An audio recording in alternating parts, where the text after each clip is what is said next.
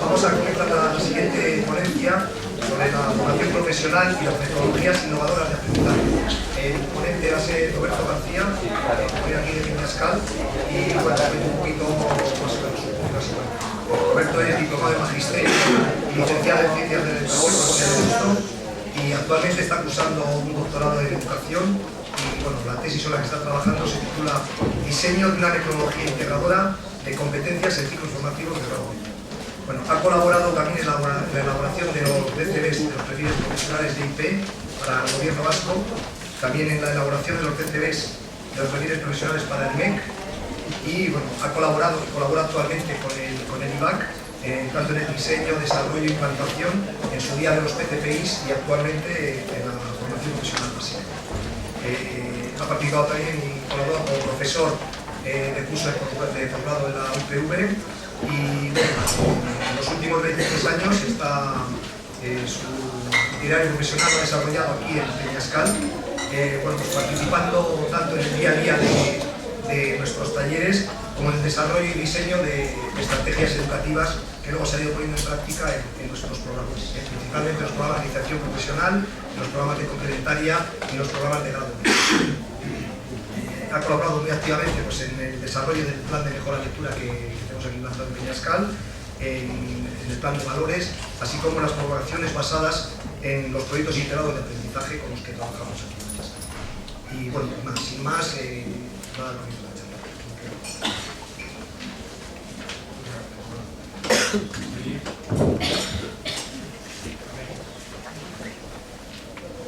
Bueno, me han presentado muy extensamente, además. Me gustaría, antes de empezar, conocer un poco a la gente que estáis aquí, aunque muchos ya os conocen. ¿Hay algún orientador en la sala? Varios orientadores. También habrá profesores de CP básica o PCPI, ¿no? También unos cuantos. Hemos visto que había dos profesores de universidad, también por lo menos, no sé si hay algo más. Algún estudiante de universidad también hay. Lo que vemos es que ahora mismo tenemos un foro aquí mismo, ahora mismo heterogéneo. Somos un grupo de personas, hemos venido cada uno viendo la jugada desde un punto de vista diferente, y probablemente estaremos escuchándome a los diferentes personas que han pasado por la mesa desde una perspectiva diferente. Y eso es para mí una de las primeras ideas a la que nos lleva si hablamos de metodología en el contexto educativo. La idea de heterogeneidad y diversidad. Todos los alumnos, todas las personas de una sociedad en sí mismas son diferentes. Por lo tanto, la población que tenemos sobre la que el sistema de enseñanza trabaja, pues es heterogéneo. Primera gran sentencia de este caso. Lo sabemos, lo tenemos clarísimo. La cuestión que a mí me plantea esta idea es, si lo sabemos todos, ¿por qué tengo yo la sensación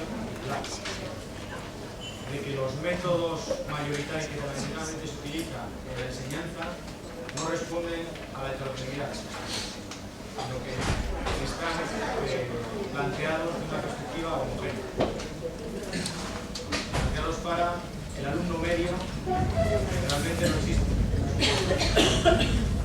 planteado una dinámica de aprendizaje y desarrollo de las competencias orientado a cuál es el ritmo del alumno medio de un programa, y aquellos que están por encima de la media o podrían ir más rápido, pues bueno, andan sobrados, hay unas facilidades sin problema, pero tampoco con un nivel de autoexigencia demasiado grande, porque precisamente podrían hacer más, pero bueno, no lo hacen porque la propia dinámica que plantea el profesor no se lo sigue. Y los que están por debajo, pues al contrario, van a veces con la lengua afuera, tratando de llegar al ritmo del que el alumno medio hipotético plantea, y y muchas veces pues, se quedan demasiado lejos de alcanzar los objetivos.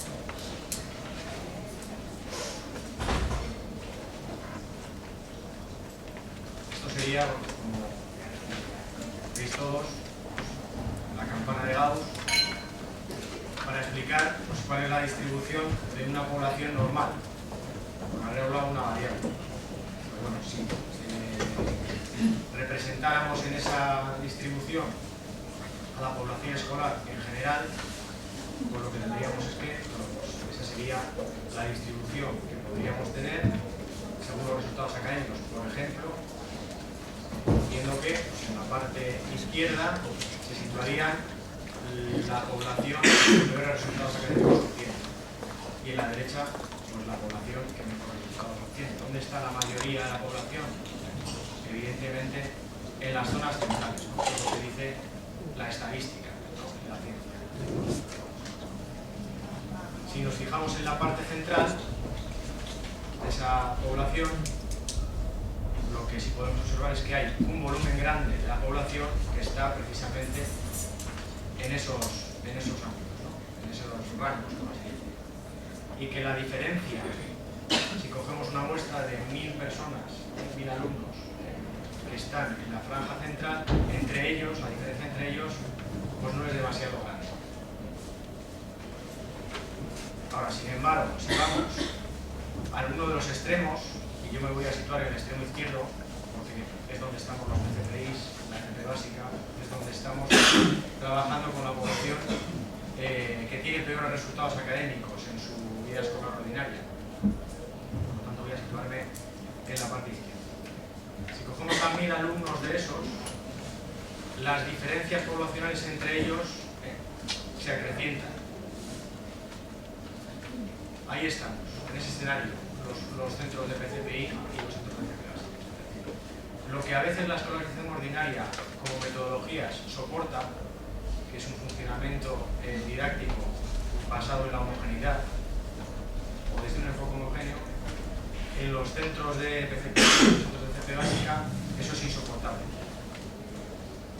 No puedes ir con un planteamiento de la homogeneidad cuando tienes un grupo de 15 alumnos, 3 que no están alfabetizados en ningún idioma, que quizás ni siquiera conocen el idioma vehicular en el que estás realizando la enseñanza porque acaban de llegar hace 3 meses, 2 meses, con otros compañeros de esos 15 pues, que han tenido una escolarización de 10 años, con grandes dificultades a veces en algunos de ellos cuestiones psicológicas, dificultades de aprendizaje, motivacionales. Nos encontramos con que no podemos aplicar, por así decir, los mismos métodos que en la escolarización ordinaria valen para casi todos, porque se les escapa también a la escolarización ordinaria, evidentemente, por los costados de esa campana de Gauss, se les escapa gente, pero bueno, responden a un mayor número que si los utilizáramos en los PCPs. Yo creo que eso también es una de las razones por la cual quizá en los centros donde están estos programas actualmente, PCPI y CP básica, existe una mayor variedad de metodologías que tratan de responder de una manera heterogénea a lo que se encuentra entre ellos. Que tiene una mayor riqueza metodológica por la propia necesidad de responder a esa duda. Cuando hablamos de innovación, que es otra de las palabras del título de la charla, ¿no? Metodologías innovadoras, yo creo que tenemos que clarificar también qué es innovación. ¿Qué entendemos por innovación? Y bueno, yo creo que por una parte, innovación puede estar asociada a la invención de algo que no existía y alguien o alguienes pues lo crean, ¿no? Evidentemente esa asociación pues yo creo que está clara. Algo que no existía, pues evidentemente es una innovación. Otra asociación que se puede hacer es el descubrimiento. América existía antes de que los europeos supiéramos de la existencia de ese continente y fue Cristóbal Colón y otros cuantos, no fueron solo, pero era el líder de la expedición y la descubrió. ¿Para quién? Para los europeos, porque los indios ya lo habían descubierto. Pero eso trajo una innovación también. Hay algo que existe, sin embargo, alguien lo descubre. No lo inventa, pero lo descubre. Lo descubre para una población que no conocía de su existencia, y eso también es innovación. Eso también es innovación.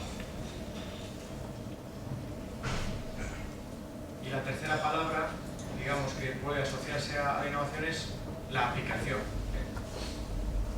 Había algo que existía, había algo que ya lo conocíamos, estaba descubierto, por así decir, pero que podemos aplicarlo de una manera diferente a cómo se está aplicando, en un contexto diferente a cómo se viene aplicando hasta el momento.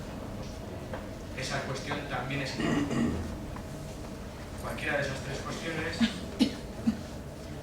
por lo menos según dice la Real Academia Española, que define la innovación como el mudar o alterar algo introduciendo novedades. Es decir, asocia el concepto de innovación principalmente al concepto de cambio, no necesariamente al concepto de invención, ni descubrimiento, ni de aplicación, sino al concepto de cambio. Por lo tanto, yo creo que cuando hablamos de metodologías innovadoras, no tienen por qué ser necesariamente metodologías que estemos inventando, sino que se puedan aplicar en un contexto diferente, por colectivos diferentes, por profesionales diferentes, que hasta ese momento pues, no les estaban aplicando. Eso también es innovación. Cuando estaba pensando cómo, precisamente, qué método utilizar para realizar la comunicación, pues quería ser también, de alguna manera, demostrativo de estas metodologías innovadoras.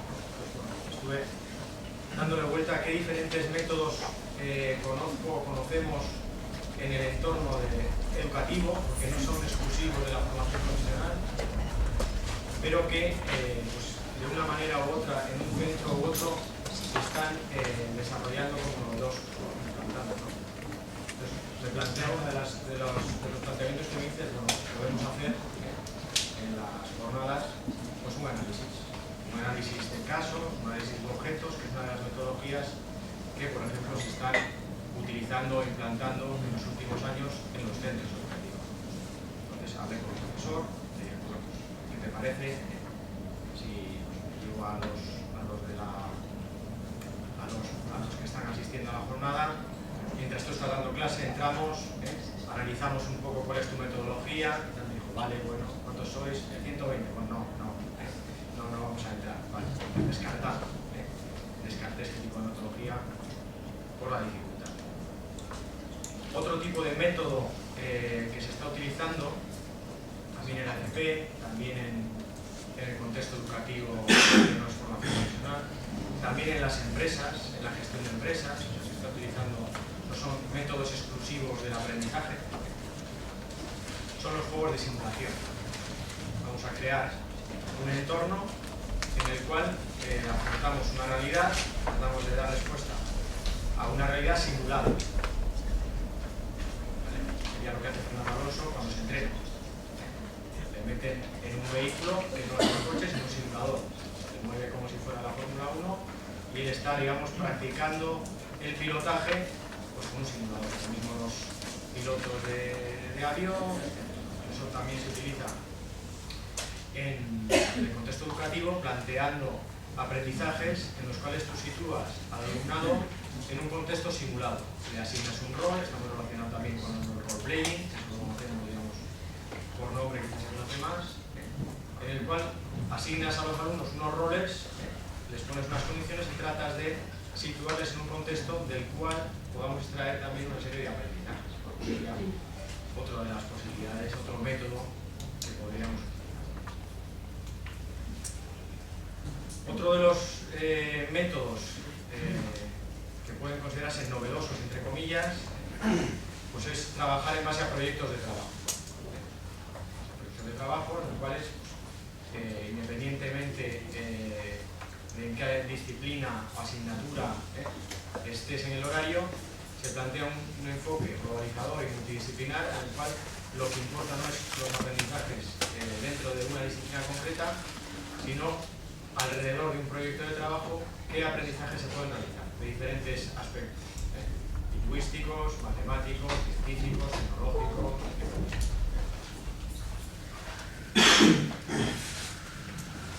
Algunos de estos métodos, como el aprendizaje basado en problemas, pues no están estrictamente diferenciados. Son métodos que comparten distintas cuestiones, ¿no?, entre ellos, ¿no? Por ejemplo, en el proyecto de trabajo comparte bastantes cosas con lo que conocemos por PBLs, que son las siglas en inglés, ¿no? Problem Based Learning, que viene a ser traducido en castellano aquí. Aprendizaje basado en problemas. Plantea un problema, unas dificultades a resolver al alumnado, trata de, digamos, el objetivo de la actividad o del método sería cómo resolvemos el problema, que incluso llegamos, pero lo que está buscando el método principalmente no es resolver el problema, sino todos los aprendizajes que se pueden realizar en ese proceso de análisis, planificación, de búsqueda de alternativas, etcétera, que este método plantea. De manera más cercana, por la vida que hemos tenido en los centros de Euskadi, y porque, bueno, pues en su momento la Administración Educativa Vasca planteó de facto pues un currículo a los programas de garantía social en su momento, iniciación profesional, del cual contamos con uno de los autores, pues por aquí entre nosotros, planteó a los centros en aquel momento de iniciación profesional trabajar de esta manera, trabajar con proyectos integrados de aprendizaje. Es algo bastante similar a los proyectos de trabajo, es muy innovador, pero bueno, pues en parte bebe, digamos, de las fuentes, incluso de los centros de interés, de la escuela nueva, de principios del siglo XX. O sea, innovador, sí, en el contexto que nos situamos, inventor no, en cuanto que hay métodos muy parecidos, ¿no?, y formas de trabajar de esa manera, ¿no? También estamos oyendo en los últimos tiempos, bueno, con mucha fuerza, el trabajo cooperativo, ¿no? La fuerza que tiene los métodos de trabajo a base de asociar a las personas en grupos, utilizar pues esas asociaciones, esa forma de concebir al grupo como una unidad diferente, diversa, ¿no?, rica, pues como otro de los métodos de ese trabajo cooperativo, digamos, derivan de ese árbol, derivan diferentes ramas, métodos concretos, ¿no?, que se pueden aplicar. Pero hay muchos que vienen de lo que es ese tipo de métodos asociados al trabajo cooperativo. Muy relacionado con lo pongo así porque, bueno, quizá los que estemos en FP en Euskadi en los últimos años sí que hemos oído hablar con esta denominación, ¿no?, de lo que llaman aprendizaje colaborativo basado en retos. Digamos que es un nombre de método pues que en los tres últimos años en la FP de Euskadi pues está oyendo hablar. Desde el departamento también cierta potenciación en que los centros de FP pues se vaya trabajando de esta manera. Bueno, pues, aunque el nombre sea diferente, está muy relacionado con proyectos integrados de aprendizaje, con proyectos de trabajo, con un trabajo operativo. Es otro método nominalmente, pero muy relacionado con otros de los que están.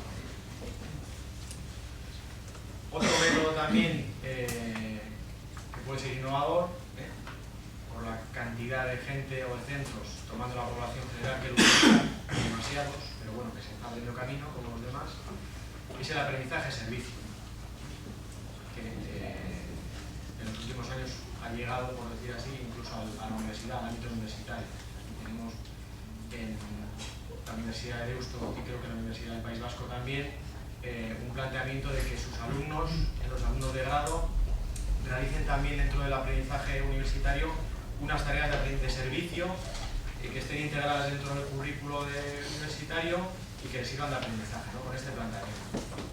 Ha llegado al ámbito universitario y en otros ámbitos también está presente. En la escolarización ordinaria, en la FP básica, en el CEPI. Es utilizar la posibilidad o la potencialidad que tiene un servicio para crear un proyecto de de trabajo para resolver ese servicio y en ese proceso realizar una serie de aprendizajes. Luego está también métodos relacionados con las nuevas tecnologías, con el aprendizaje digital, con el uso de los medios digitales, que todos en los últimos años también estamos introduciendo en los centros. Y luego están las estrategias también de aprendizaje relacionadas con el aprendizaje dialógico, que aquí quizá pues, las vemos asociadas pues, porque tenemos una red de escuelas en Euskadi, pues, de comunidades de aprendizaje que beben mucho de estas fuentes, ¿no? Del aprendizaje dialógico. Estudios dialógicas, aprendizaje en el que participa todos los integrantes del contexto escolar, se les escucha, construyen juntos. Bueno, y hay más, evidentemente, porque estos son métodos que, como hemos visto, algunos pueden estar relacionados o viendo diferentes de la misma fuente, pero nominalmente pues pueden ser diferentes. Bueno, viene a la cabeza, está por aquí Luren, por ejemplo, Maristas tenía un método propio que era Maristas Learning System. Bueno, pues, a su método pues habían puesto nombre. Nosotros aquí en Peñascal tenemos también alguna serie de planes o métodos pues que también le ponemos nombre. Peñascal forma trabajando, Peñascal valores, Peñascal mejor lectora, depende del tipo de cuestiones en que estemos hablando. El nombrar un método pues, es relevante en cuanto a que es un método diferente, pero lo que yo creo que es más relevante desde el punto de vista de los valores, no ver qué método utilizamos, sino qué está por debajo del método, qué sustenta el método, y en función de lo que lo sustenta, con qué orientación está articulado ese método. Aquí lanzar los apuntes únicamente. ¿Un método qué es? Bueno, un método, volvemos al significado de la palabra, pues vendríamos a decir, bueno, pues un método es un modo determinado de hacer, no es cualquier modo, no es hacer las cosas de cualquier manera, sino que tiene que haber un sistema en el cual pues, existe una estructura y existe un orden para hacer una determinada cosa, con una finalidad o con una intención de lograr algo, ¿no? Digamos que esas son las tres cuestiones que están alrededor de la palabra método. Es hacer de una manera determinada, de una manera estructurada y ordenada, persiguiendo un fin. Entonces, desde ese punto de vista, yo creo que a lo que a nosotros nos debería interesar más no es utilizar un método o descubrir un método, sino la ciencia que está por detrás del método, la metodología. ¿Cuál es la ciencia por la cual yo puedo construir un método o yo puedo analizar un método que a mí me lleva a describirlo como eficaz o eficiente para lograr aquel fin que pretende? Y esto nos lleva a ver cuáles son los fines de la formación profesional. El último Real Decreto, digamos, que afecta o que describe los fines de la formación profesional, hasta la fecha, porque estos son cambiantes cada 2 o 3 años, que van cambiando las leyes, pero bueno, el último que tenemos en vigor se aprobó en el 2011 y digamos que plantea no una sino 3 finalidades para la formación profesional en general. La primera es cualificar a las personas para la actividad profesional y añade la coletilla de contribuir al desarrollo económico del país. Eso está escrito en el 2011 en un contexto socioeconómico de crisis. Entonces, digamos que aparece ahí la idea de que, por una parte, hay que cualificar a las personas con la intención de que esas personas contribuyan al desarrollo económico del país en el que están hechas. Entonces, digamos, es la primera finalidad, ¿no? Pero no se conforma con eso, la formación profesional. La formación profesional también apunta a que debe facilitar la adaptación a los cambios profesionales y sociales que puedan producirse, y aquí hablan de los sujetos, de alumnos de la formación profesional, durante su vida. Tiene una finalidad no terminal. Los sujetos que están en la formación profesional, cuando salen de la formación profesional inicial, reglada, que entran o tienen una preparación cualificante, pero ahí no acaba el fin de la formación profesional. No sería responsable si solo hiciera eso. Debe preparar a esas personas para el futuro, para cómo deben afrontar el futuro en el ámbito profesional, y aquí incluye social también. Y la tercera finalidad sería contribuir al desarrollo personal, al ejercicio de una ciudadanía democrática, favoreciendo la inclusión y la cohesión social y el aprendizaje a lo largo de la vida. Lo veo despacio porque hay muchas ideas y es muy denso. Esas tres cuestiones tiene como finalidades declaradas la formación profesional.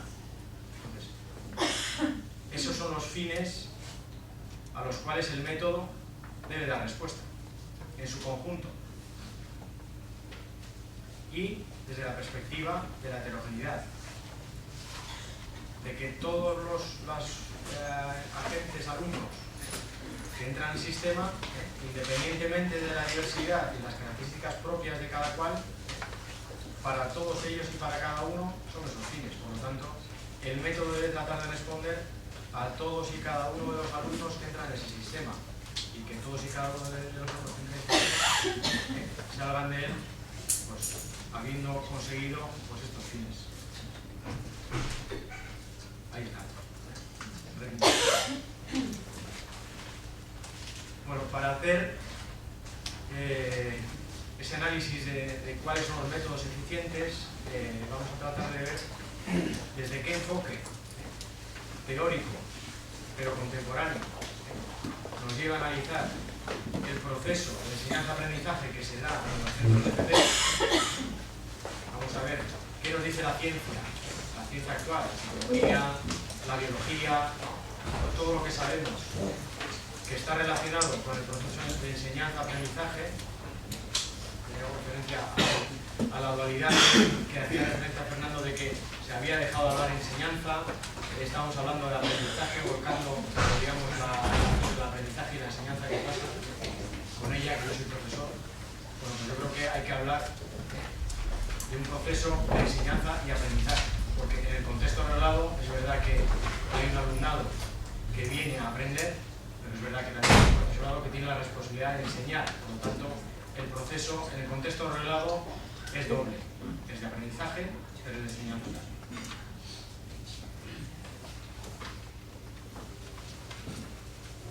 ¿Qué nos dice un análisis rápido de lo que sabemos a nivel contemporáneo de cómo podemos explicar, desde una perspectiva científica, ese proceso? Bueno, pues lo primero que nos dice es que ese proceso no se puede descontextualizar. Entonces, vamos a hablar del proceso de enseñanza-aprendizaje en el contexto que a nosotros nos toca, que es un contexto de un sistema reglado, un contexto en el cual hay un sistema oficial con unas normas concretas, en el cual los agentes que intervienen tienen una responsabilidad profesional y otros no tienen una responsabilidad profesional, porque son el alumnado, los padres, pero que están dentro de ese sistema. Por lo tanto, vamos a hablar de cómo se produce el proceso de enseñanza-aprendizaje en ese contexto. Y lo que tenemos ahí actualmente es una concepción constructivista de ese proceso. Una de las cosas, digamos, que sobre las que hay un consenso actual de las ideas es que ese proceso de aprendizaje es un proceso a través del cual la persona construye, a partir de sus experiencias, de sus conceptos, de sus esquemas mentales, construye otros aprendizajes. Es un elemento claro. Y digamos que alrededor de esa explicación de cómo se va construyendo el conocimiento de las personas, digamos que hay 5 grandes teorías, investigaciones, líneas de investigación, etcétera, que nos ayudan a entender cómo sucede ese proceso. Uno es la teoría genética del desarrollo intelectual, que está más apoyada pues en las investigaciones de Jean Piaget, el desarrollo genético, cómo se va construyendo desde la infancia hasta la etapa madura pues el conocimiento. Otra de las grandes teorías es la teoría que habla de la importancia que tiene el aspecto sociocultural en el aprendizaje y cómo yo no aprendo de manera aislada, sino que yo aprendo en función de las relaciones que voy estableciendo, las relaciones con los iguales, las relaciones con los diferentes, ¿vale? Y cómo eso influye en el desarrollo y en el aprendizaje. Otra de las teorías gordas, o los grupos de teorías, sería el grupo de teorías asociados con el aprendizaje verbal significativo. Yo aprendo cuando doy significado a algo y cuando soy capaz de nombrarlo, cuando tengo un lenguaje por el cual yo puedo nombrar los significados de la realidad y a partir de ahí esa realidad cobra para mí un significado y por lo tanto el aprendizaje entra dentro de mis esquemas y lo asimilo. Luego hay dos grupos de teorías que, bueno, pues por época son más jóvenes, entre comillas, que serían las teorías del procesamiento humano de la información, no porque la información sea un aspecto joven, sino por la fuerza que ha cogido, la importancia que ha tenido el procesamiento humano de la información con la explosión, digamos, de Internet, de las nuevas tecnologías y del uso de la información y de cómo se va construyendo a partir de utilizando esos medios el aprendizaje en las personas de esta sociedad global. Y luego tendríamos también otra serie de teorías muy relacionadas con el aspecto emocional, motivacional, en relación con el aprendizaje escolar y con el comportamiento humano. Digamos que esos 5 bloques de teorías son los que nos aportan un enfoque constructivista sobre el proceso de enseñanza-aprendizaje que nos lleva a entender de una manera determinada cómo se produce en los centros reglados. Bueno, un apunte que quiero hacer también, como somos heterogéneos, como hemos dicho al principio y ya lo sabemos, lo que tenéis en el maletín que os han dado no es esta exposición, digamos, esta presentación, sino que tenéis un mini librito, un tochito, ¿vale? Con el planteamiento de que, bueno, pues entiendo que puede haber alguien que en una hora le gustaría profundizar más en alguno de estos temas, entonces tenéis ahí la oportunidad de una manera más tranquila de profundizar en este tipo de cuestiones. Y luego hay un atajo, metodológico también, un atajo en el texto que es en la parte derecha va bien una especie de resumen de síntesis, con lo cual a mí me puede interesar profundizar, pero no tanto. Entonces puedo tomar el atajo de la derecha, simplemente plantear pues, ante un mismo tema pues, diferentes métodos para llegar en función de la profundidad que cada uno también quiera afrontar. Bueno, pues partiendo de ese enfoque, lo siguiente, digamos, que yo creo que nos tiene que interesar para valorar el método, para esta metodología, es decir, qué elementos hay en ese proceso de enseñanza-aprendizaje en los centros, como en la ATP, pero nos vale para cualquiera, qué elementos son los que yo tengo que ordenar. Porque el método, recordemos que era ordenar los elementos. Entonces, vamos a ver qué elementos son los que existen en ese contexto y en ese proceso para ver luego yo cómo los ordeno. Hay un primer elemento que yo creo que lo podemos nombrar como el profesor. Profesora o el profesorado, como docentes. Es decir, hay una figura en este contexto que no se da en otros aprendizajes, en entornos más informales o en entornos familiares. Hay otras figuras, pero no esta. En nuestro entorno hay un elemento que es el profesor, que tiene una responsabilidad sobre lo que los alumnos pues, están aprendiendo. Y hay un sujeto, este es jovencito, este no es de este es un poco menor. Hay un sujeto, que es el alumno, que tiene otra funcionalidad dentro de ese sistema, ¿no? Que es el alumno que aprende, tiene que aprender. Y esos elementos comienzan a establecer en ese sistema, en ese ecosistema, una serie de relaciones, ¿no? Pero es que no hay un alumno. Y aquí fíjate que me han salido todos homogéneos. No hay un alumno, sino que hay varios. Entonces, el profesor tiene que establecer una relación no solo con un alumno, sino con cada uno de esos alumnos. No con todos como grupo, sino con cada uno de esos alumnos. Y entre los sujetos alumnos también, entre ellos tienen que establecer una serie de relaciones. Y además este sistema se complica cuando no hay un profesor, sino que de repente aparecen otros profesores que intervienen sobre esos mismos alumnos y establecen también relaciones, pues, cada uno a uno, por lo cual se establece un árbol de relaciones muy rico, pero que es necesario, pero que complica el sistema.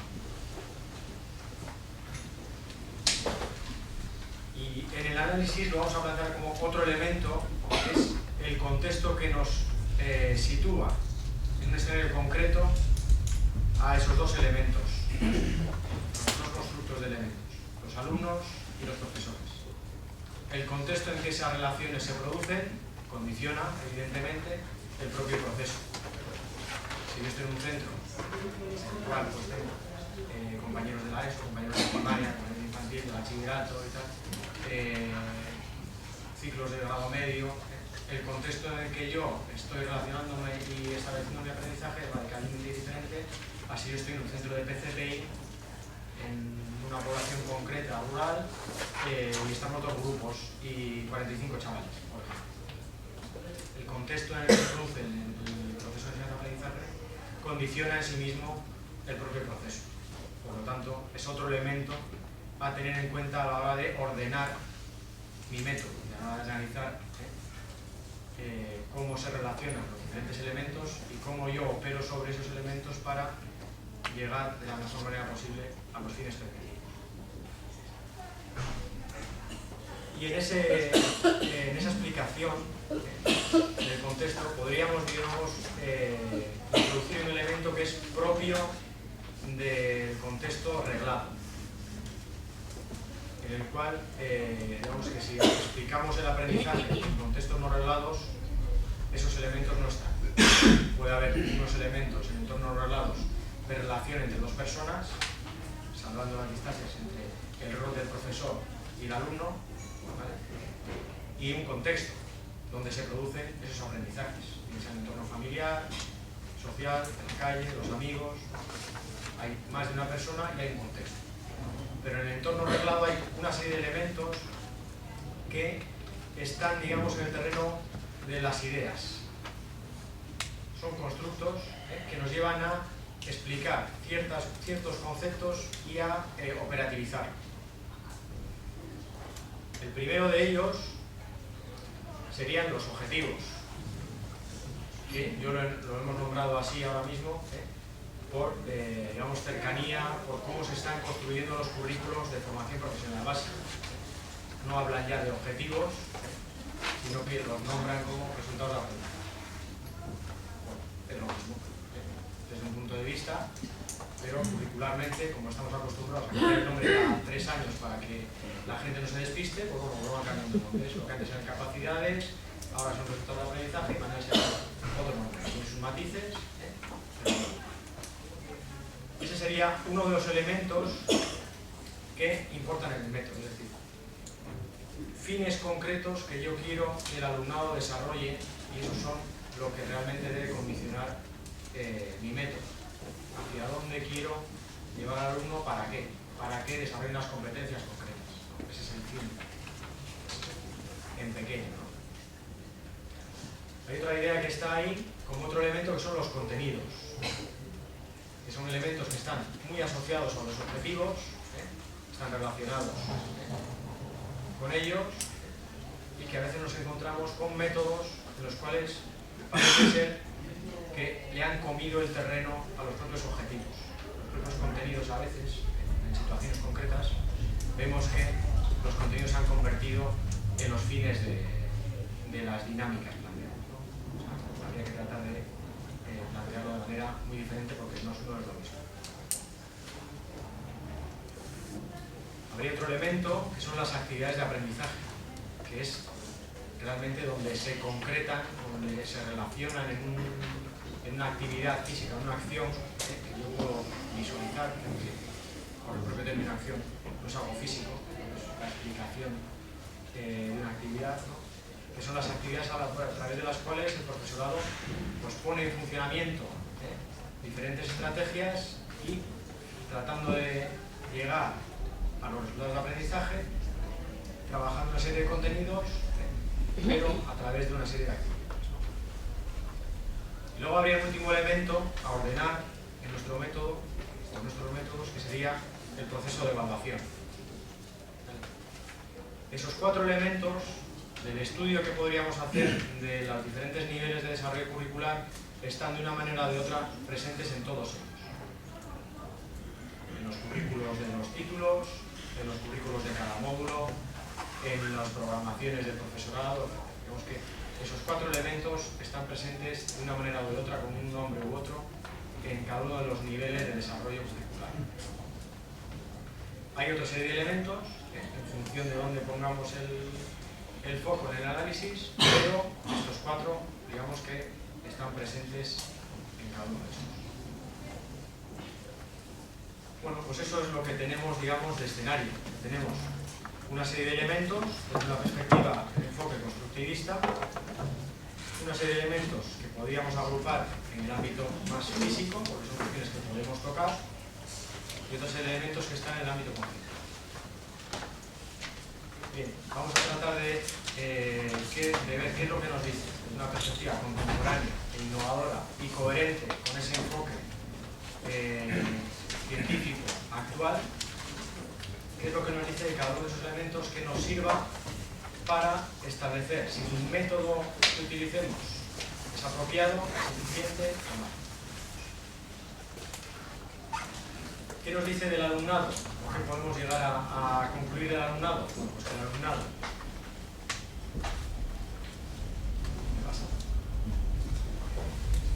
que el alumnado entendido como una persona que está en el proceso de enseñanza-aprendizaje en la actualidad, en la formación profesional, y de la perspectiva de que tiene que construir el conocimiento, no puede delegar que alguien se lo construya, se lo transmita, está en un contexto social, participando y colaborando con otras personas que son iguales a él y con otras que no lo son. Bueno, debiera tener, resumiendo, y voy resumiendo porque por el tiempo más que nada, por dejarle luego el tiempo a los compañeros que van a estar en la mesa redonda, y teniendo en cuenta que tenéis para poder profundizar más en el texto, digamos que tendría por lo menos, o como elementos más importantes, estas 5 características, ¿no? Tenemos que conseguir que el alumnado sea protagonista, porque debe aprender él, tiene que ser activo y participativo, tiene que estar motivado, tiene que ser crítico, tiene que ser autónomo y tiene que ser responsable. Uy, perdón. He dicho que tiene que ser. Y no es que tenga que ser, sino que queremos que llegue a ser. ¿Vale? Por lo tanto, pues estas características no las trae de serie. Si las trae bien, pero si no las trae, es parte del objetivo del método que llegue a desarrollarlas. Por eso estamos en la enseñanza. La enseñanza está trabajando siempre con la visión de futuro. También a veces eso nos crea frustración, porque no estamos viendo nunca el resultado de aquello para lo cual estamos trabajando. Una empresa de mecanizado hace una pieza y al momento en que la han acabado comprueban si está bien hecha o no, y bueno, si está bien hecha, pues satisfechos porque ha quedado bien. Y en el mundo educativo nosotros no funcionamos así. Nosotros estamos trabajando con piezas para ya veremos si dentro de 15 años les va bien y hemos conseguido algo. No vemos el resultado final del proceso nuestro. Y de esa perspectiva tenemos también que plantear el método. El método debe favorecer este tipo de desarrollo de competencias en el alumnado. Si las tienen de serie, bien, y si no, pues hay que tratar de desarrollarlas.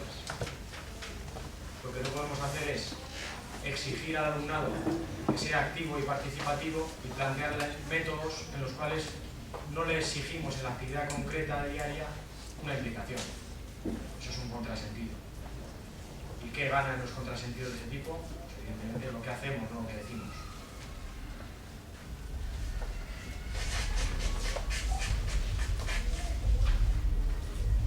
En cuanto al profesorado, desde este punto de vista, bueno, pues esta serie de características también.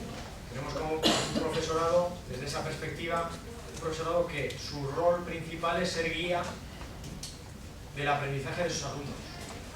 Ser guía, ayudarles, facilitarles los aprendizajes. Es verdad que el aprendizaje está por encima de la enseñanza en ese proceso. ¿Vale? Pero existe la enseñanza. Y es labor del profesor pues, facilitar que todos sus alumnos aprendan. Y es responsable, claro, porque tiene una responsabilidad sobre los resultados que los alumnos realicen. Es verdad que los alumnos son protagonistas, pero no son el único elemento, digamos, que explica los éxitos. Lo cual nos quitaría a nosotros como profesionales o como profesores, nos libraría, digamos, de culpa. Han aprendido que no yo puedo hacer más. El problema es la responsabilidad nuestra tratar por todos los medios de que el alumno aprenda. ¿Lo conseguiremos o no lo conseguiremos? Es nuestra responsabilidad. Por lo tanto, tenemos que ser competentes, entendiendo cada uno, desde el puesto que estemos, de qué competencias se nos exige. Y en la FP se nos exige, por una parte, tener una formación técnica que cubra el aspecto técnico de aquellas competencias técnico-profesionales que tiene que saber el alumno, pero también se nos exige una competencia docente. Por lo tanto, no es suficiente con saber de un área técnica, sino que además tienes que saber y dominar el área de profesional de la enseñanza. Tenemos que, no podemos escapar de contar con las características, la forma de afrontar el método de la flexibilidad, precisamente por lo que hemos dicho antes.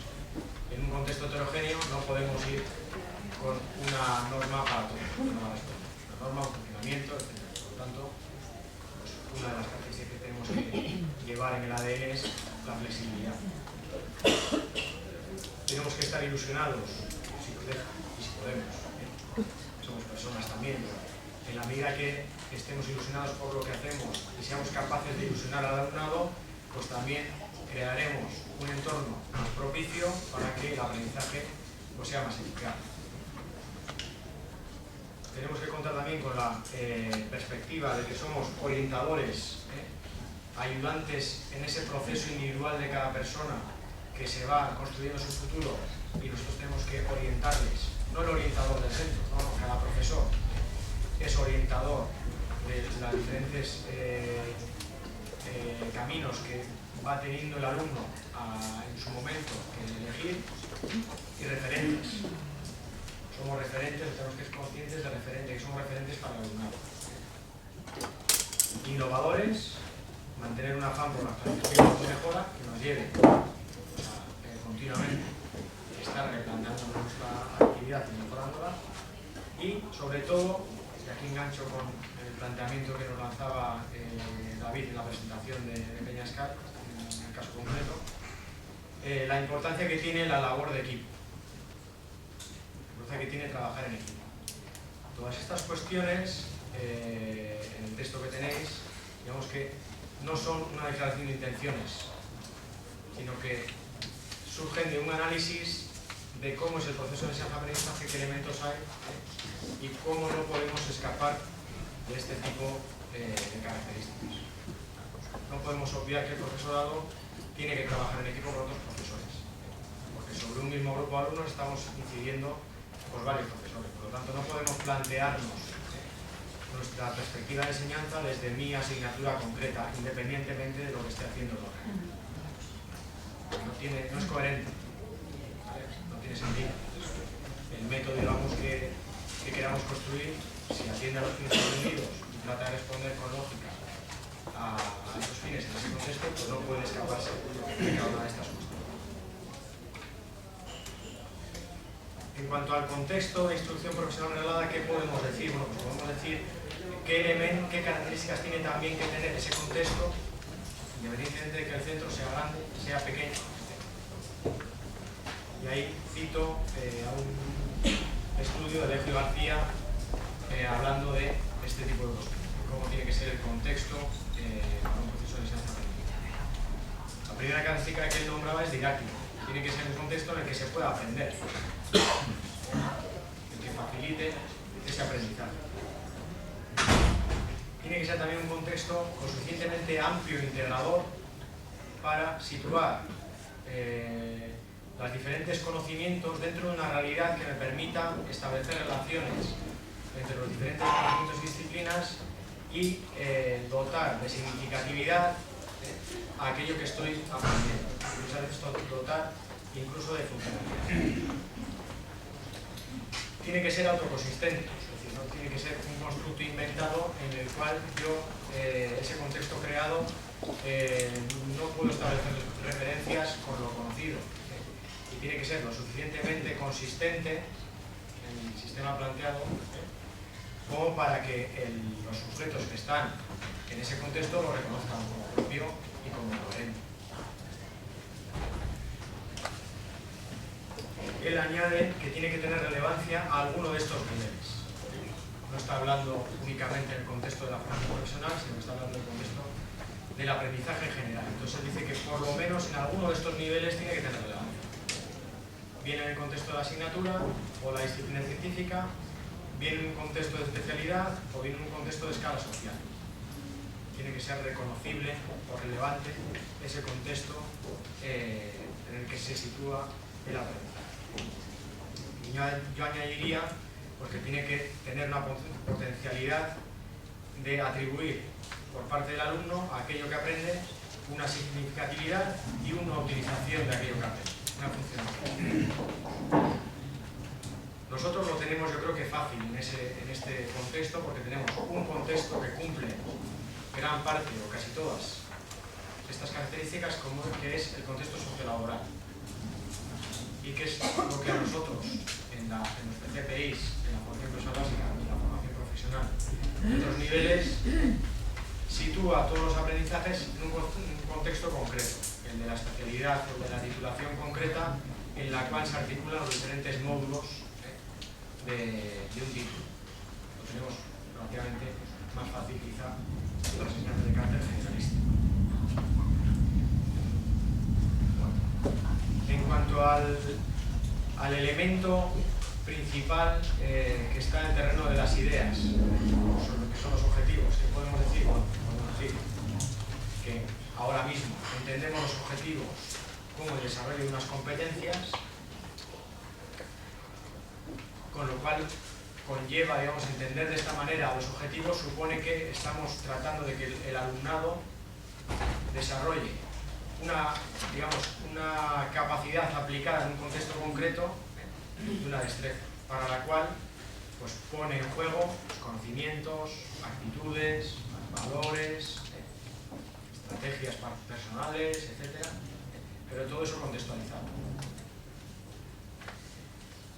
Y centrándonos en el contexto concreto en el que estamos, podemos decir que nos encontramos con dos tipos grandes de competencias, unas técnico-profesionales y otras sociopersonales.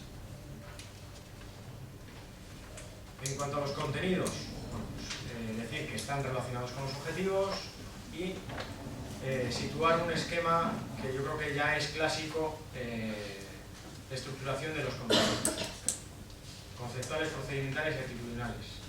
No planteo otro esquema, que podríamos, porque nos los vamos a encontrar así en los textos curriculares hasta ahora, en los títulos, tanto de grado medio, grado superior,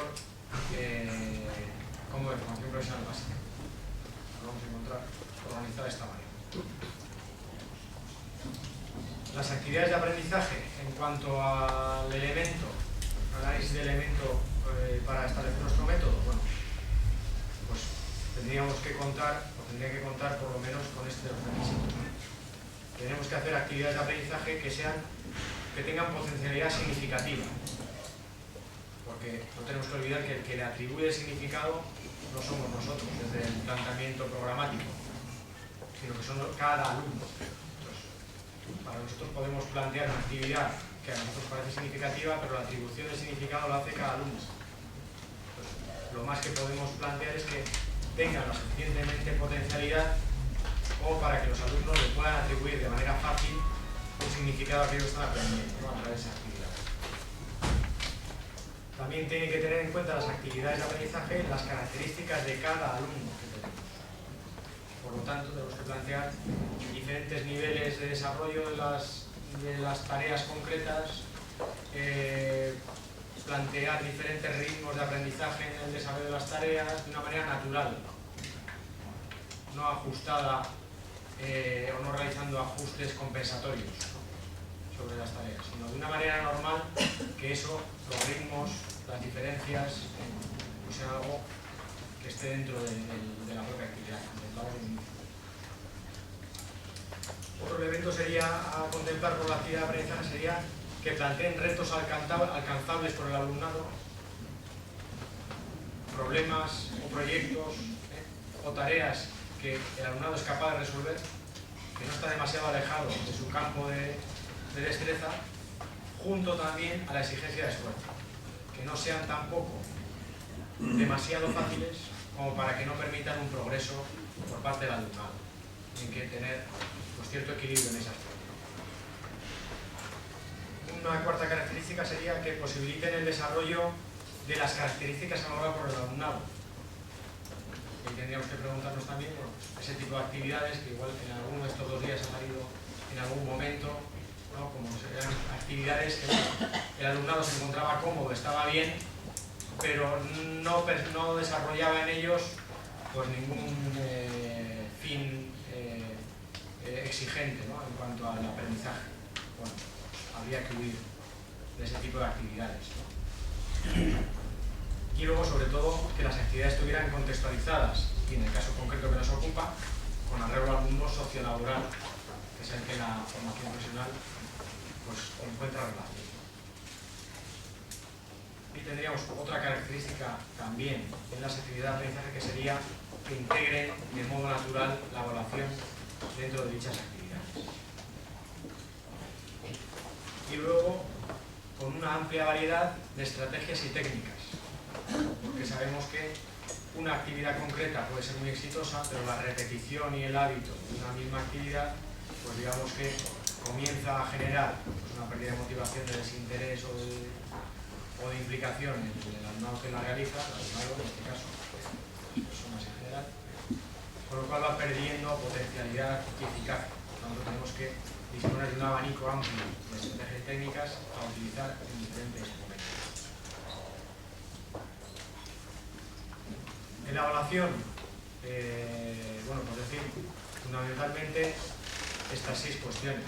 La evaluación en este contexto en el que estamos, por una parte tiene que contar con una finalidad de precisión diagnóstica. La evaluación nos tiene que servir para diagnosticar y conocer a los alumnos y a los agentes que están participando del proceso, para saber cómo es la realidad que yo tengo, cada uno de esos elementos que están jugando en esa realidad, cómo es, y que a mí me permite hacer un diagnóstico para que yo luego pueda aplicar una serie de tratamientos, entre comillas. Por lo tanto, en la evaluación tiene también un fin de conocimiento por parte del profesorado y del propio alumnado sobre los elementos que están jugando en esa actividad. Tiene también la evaluación un fin formativo. La evaluación se utiliza y condiciona la propia formación. Y tenemos que utilizarlas y ser conscientes de ello.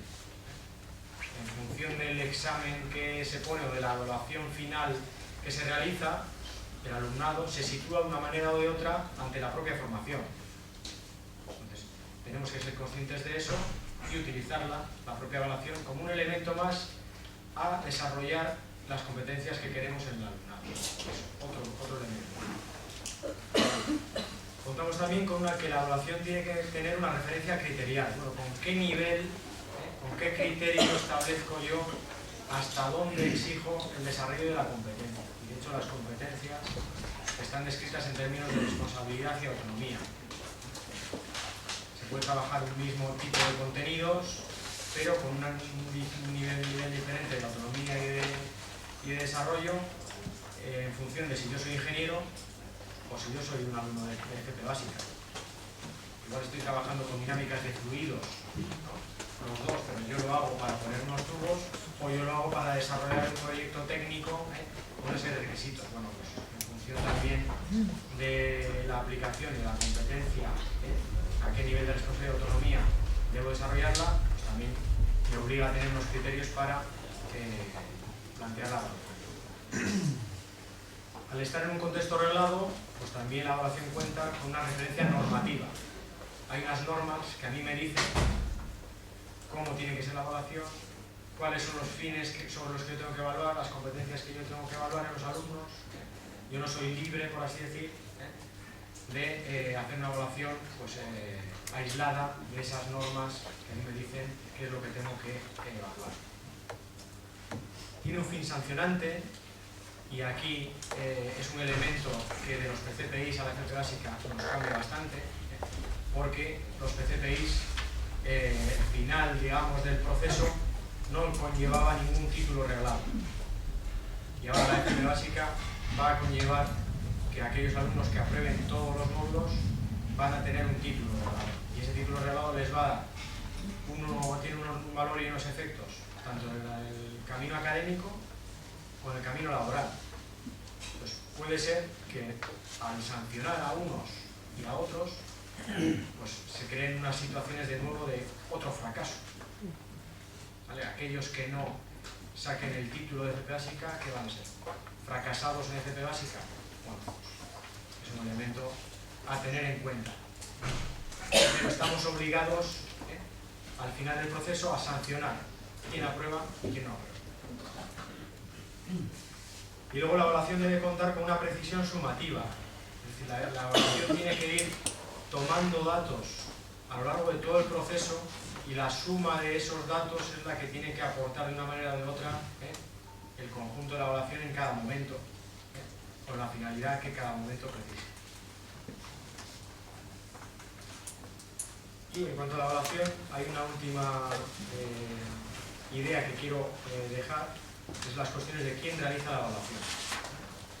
Pues, la evaluación normalmente del alumnado en los procesos de enseñanza reglada, pues la realiza el profesor, que tiene, digamos, la responsabilidad de evaluar y de sancionar, con arreglo a la norma, pues cómo el alumno entra, llega, está en el proceso, aprende y al final, pues ha llegado o ha alcanzado en grado suficiente o en qué grado a desarrollar las competencias que decíamos. Bueno, yo quiero, digamos, introducir la cuestión, ese tipo de evaluación sería una heteroevaluación, se produce entre dos elementos del proceso que son diferentes y cada vez va cobrando más fuerza en el ámbito educativo el concepto de autoevaluación y de coevaluación. El sujeto que se evalúa a sí mismo, se mira hacia sí y mira qué es lo que ha aprendido, mira qué es lo que le falta, está analizándose también a sí mismo en el propio proceso, y el sujeto que participa de la evaluación de los iguales, es decir, participa de la evaluación de otros compañeros, en la perspectiva de igual a igual, y de cómo estos tres conceptos de evaluación pueden ayudar a desarrollar un método de evaluación pues, eficiente para todos aquellos fines que queremos perseguir. Voy acabando, 2 minutos. Bueno, hemos dicho que hay un enfoque constructivista desde el cual entendemos el proceso de enseñanza-aprendizaje. Hemos pasado por delante de los diferentes elementos nucleares que están en el proceso de enseñanza-aprendizaje en un entorno reglado, alumno, profesor, objetivos, etc. Y digamos que la parte final que nos puede servir a la hora de avanzar el análisis de si un método es eficaz o no eficaz, adaptado o coherente con esta mentalidad, sería la perspectiva globalizadora, que está presente en casi todos los métodos declarados como innovadores, por así decir, en la enseñanza de las últimas décadas. Casi todos coinciden en afrontar los aprendizajes de una perspectiva no modular, no asociada, no dividida en asignaturas, no dividida en disciplinas, sino una perspectiva globalizadora. Vamos a afrontar la realidad desde una perspectiva más cercana a lo que en la realidad nos encontramos. La realidad no nos la encontramos dividida en disciplinas, sino nos encontramos procesos, acciones, actos, objetos en los cuales confluyen elementos de diferentes disciplinas. Bueno, pues la perspectiva globalizadora trata de situar esa forma de afrontar el proceso de enseñanza-aprendizaje en el contexto educativo, ¿no? Hay dos elementos que desde esa perspectiva los estudios y las investigaciones al respecto pues dicen que facilitan, ¿no? Por una parte facilitan los procesos de enseñanza y aprendizaje escolar y por otra parte facilitan la atribución de significatividad y funcionalidad por parte del alumnado a esos aprendizajes. Y yo creo que en concreto en la FP estamos en un contexto idóneo para realizar una perspectiva de ese tipo. De hecho, la transformación que trajo la LOCSE en los títulos de FP que existían hasta ese momento, FP1, FP2, REN, etc., con el cambio de los ciclos, una de las cuestiones que nos trajo es que los módulos, aunque siguen siendo módulos, asignaturas, etc., podemos encontrar ahí una división, entre comillas, estanca, pero hay una mentalidad de aplicación de los aprendizajes contextualizado en un perfil profesional concreto. Es un primer avance en esa perspectiva globalizadora.